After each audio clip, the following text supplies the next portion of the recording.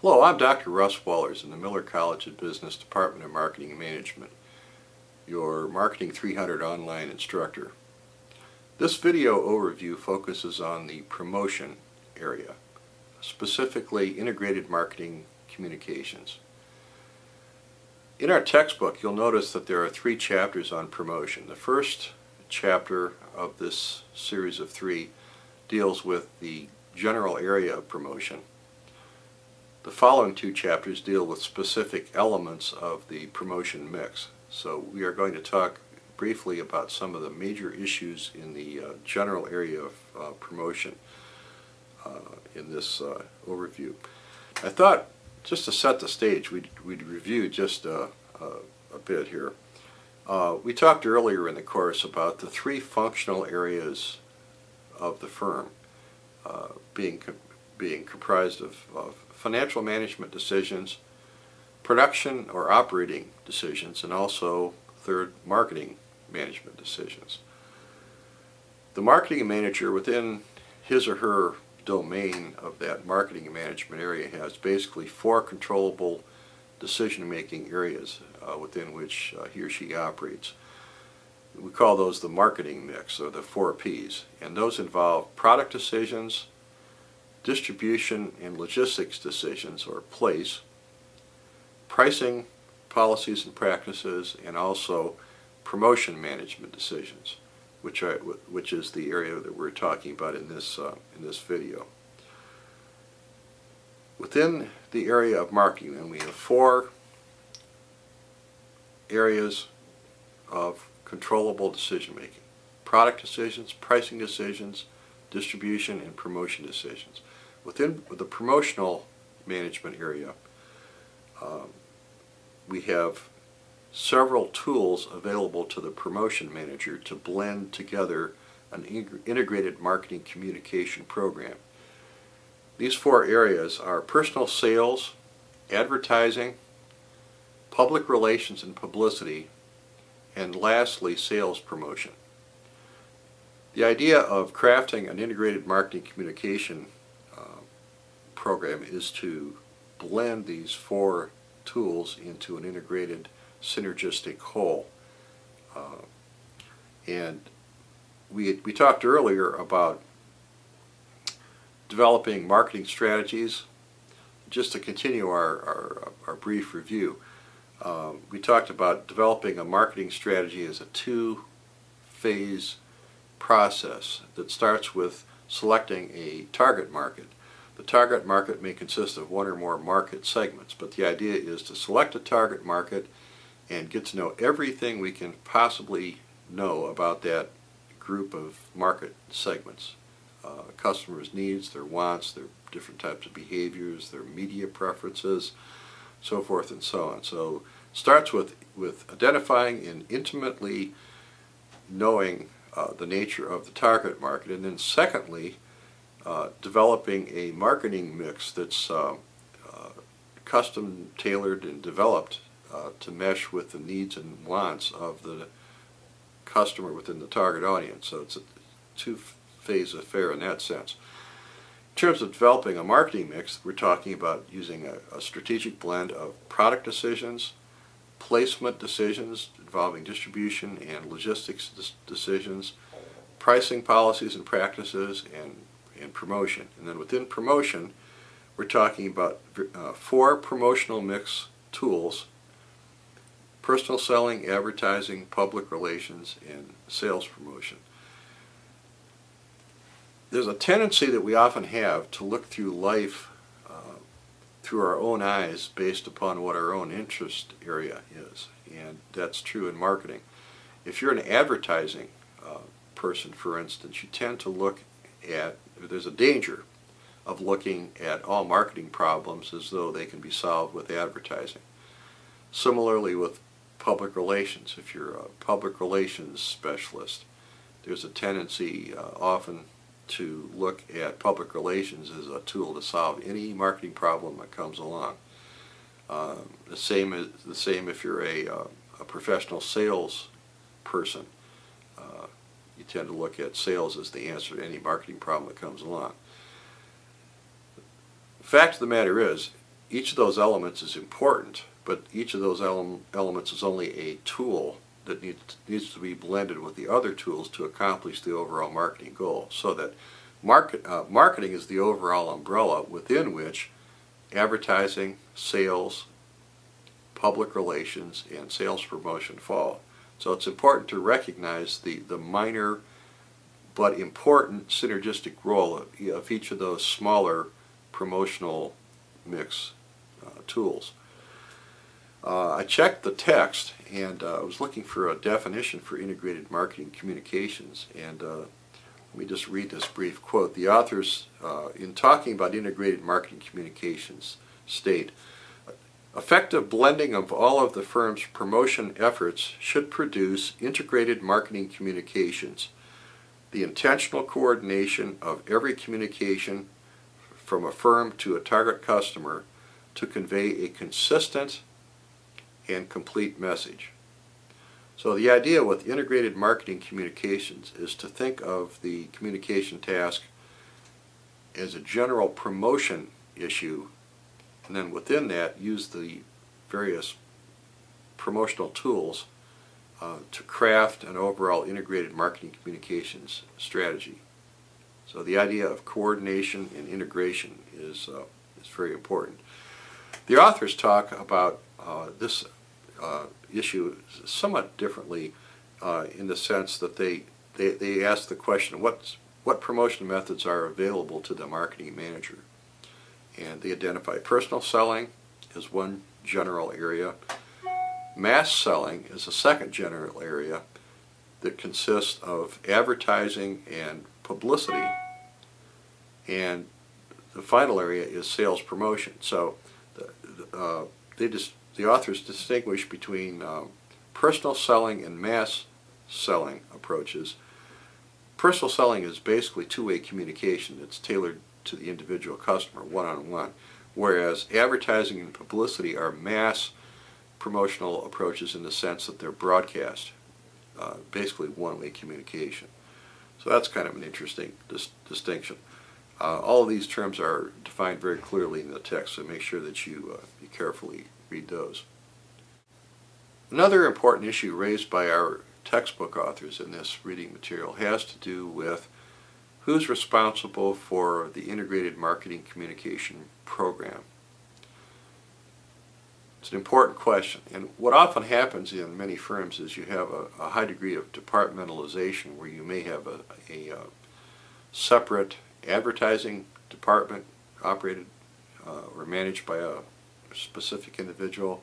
You may have a separate sales department operated by another person.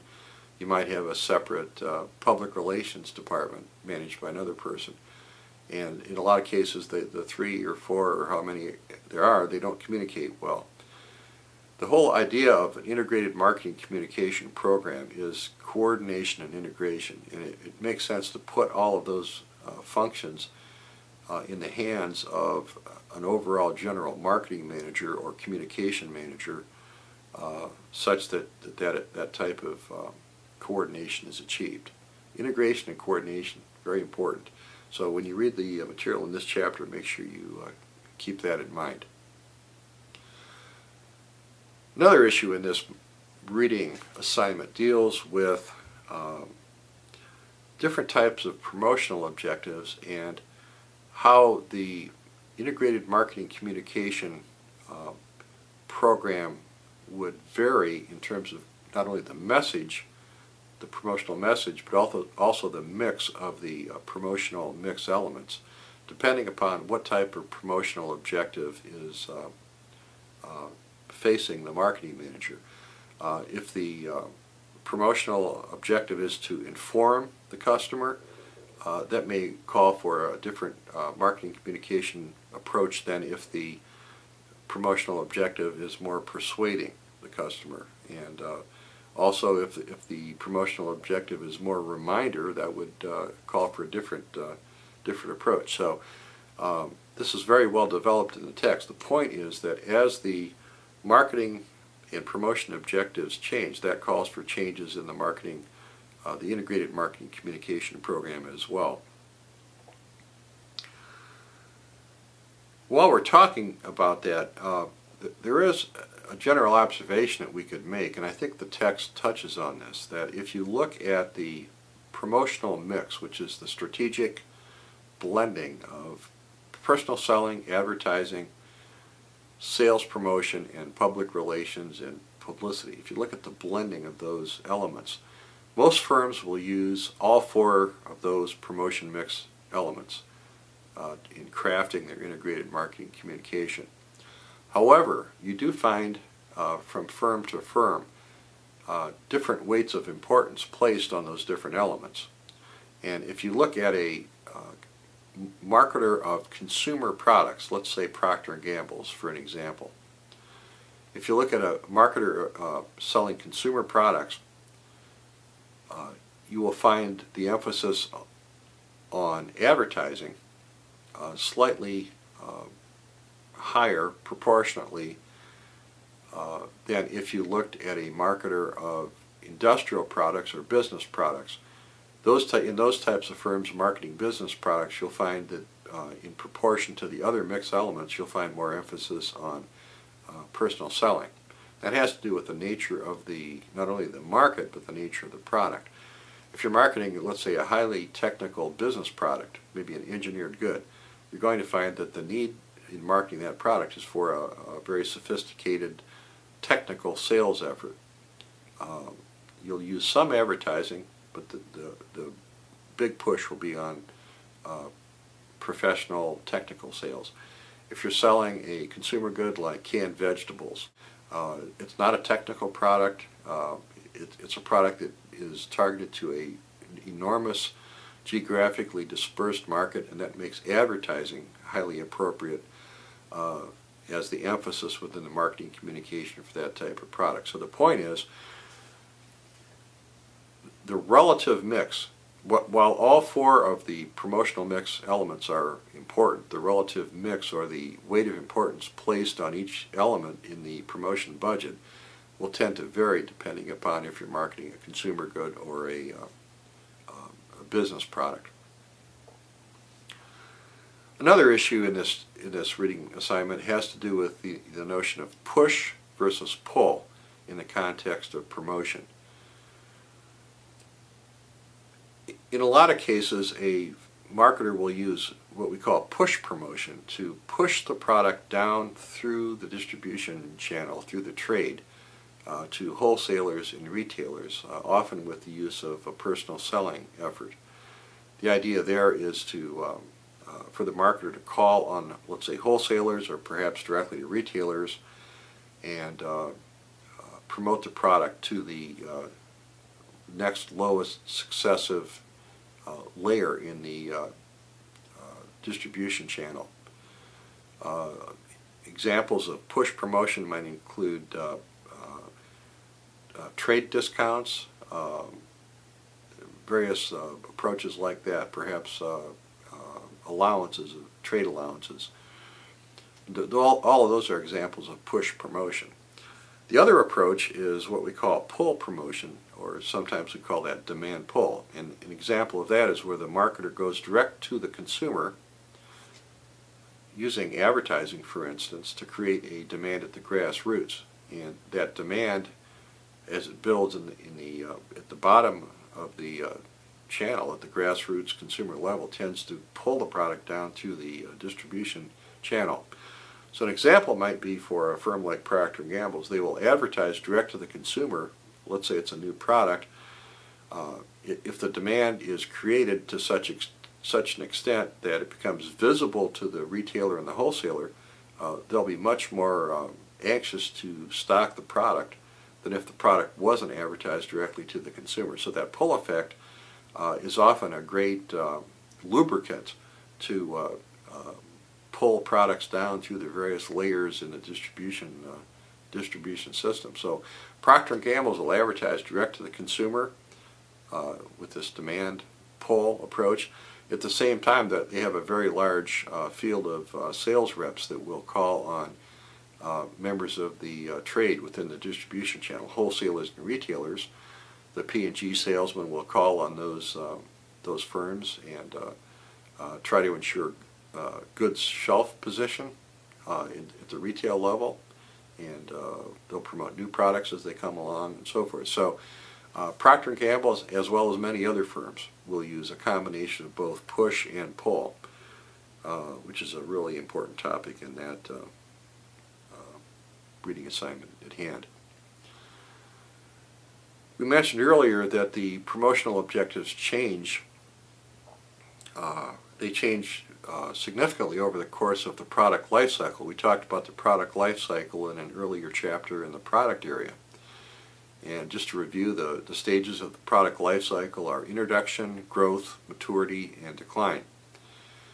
As you might expect, the marketing goals and the promotion goals will be different from stage to stage. So when a new product is introduced and in its introduction stage, the promotional message aimed at the consumer might well be introducing a new product. This is a good product.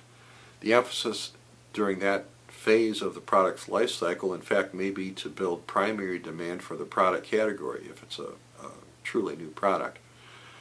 As the product then enters the growth stage of its life cycle and competition moves in, the promotion objective tends to change from being more primary demand oriented to being more competitive, where the objective is to stimulate the selective demand for your particular brand. So moving from introduction, where you're basically saying introducing a new product, this is a good idea, in the growth stage the promotional message may be more oriented to our brand is better than our competitors. Then as the product goes into its maturity stage, the competition increases even more, and the promotional message becomes increasingly competitive, where now you're saying our brand is the best, and you may involve yourself with some comparative advertising that's very competitive. If the product goes into its decline stage, at that point you may have a residual market left for the product, and you might try to extend the product life cycle by using reminder advertising. The point is, as the product goes through its life cycle, the marketing and promotional objectives change, and the integrated marketing communication program has to change accordingly. One final topic in this section that merits some mention has to do with the methods used for setting the promotion budget. This is a really important area, and our text identifies two general approaches to setting the promotional budget. One is called the percentage of sales approach, and the second approach is called the task method, or the objective task method. Let's take a look at each one separately. The percentage of sales method is the most commonly used promotion budgeting method currently used. It's very straightforward, it's very simple, and in short, the percentage of sales method involves taking a look historically at the amount spent on promotion as a percent of sales, and then applying that percentage to the upcoming forecasted sales for the fiscal period for which the budget's being developed. So an example might be, let's say that you're the promotion manager and you noticed over the last 2 or 3 or 4 years that the money spent on promotion, let's say hypothetically, accounts for 9% of sales. You get that right off your sales and income statement. And your goal is to set the budget for your promotional expenditures for the upcoming fiscal period. So the marketing research people tell you what the forecasted sales is for the upcoming period, and what you basically do is just apply that 9% percentage of sales to the forecasted sales, and that's your promotion budget. Very simple, very quick. The problem with that approach is it's somewhat backwards, because you're allowing projected sales to set your ad budget, and the cause and effect relationship is just reversed. Sales is an outcome, not an input. Promotion is one of the 4 P's. That's the independent variable, and that should determine your sales. So for instance, if your sales is declining, And the reason it's declining is you're not advertising enough. You'll continue to spend less and less money in absolute terms by applying a constant percentage of sales to a declining sales base, when that may be the very problem that's causing your sales to drop. So you have to be very careful when you use percentage of sales that you apply this in situations that are not dynamic, where you don't have a problem going on. So in real static types of marketing environments, it's often an approach that gets by and is not too bad. As I said before, it's the most commonly used technique for setting a promotional budget, probably because it's so quick and easy. In contrast to the percentage of sales method for determining your promotional budget, the other approach is called the task method, or sometimes we refer to that as the objective task method. It's a much more logical approach. It's analogous to zero-based budgeting, where you start with basically zero. And what the approach involves is basically starting with your marketing objectives and translating those into communication goals, and then from those assigning specific activities that are necessary to undertake in order to accomplish your communication and your marketing goals. And for each of those activities, assigning a price tag, and you add those up, and that determines your promotional budget. Very logical, problem-solving approach. And it's particularly good when you have a dynamic marketing situation, and particularly where you have a situation where you don't have any historical data to go from. So, for instance, if you're launching a new product, you would definitely find that the task method for setting your promotional budget would be preferable to the percentage of sales. So those are two general approaches. Every firm has a little different twist to that, but those are two sort of generic approaches. So that pretty much takes us through the key points of the reading material for this learning module. Hope you have enjoyed the video content on this particular section. As always, be sure to review the key terms at the end of each of the chapters, and I think you'll find those extremely useful in combination with the practice quizzes to get ready for the exams. So be careful out there, and we'll see you online soon. Thank you very much.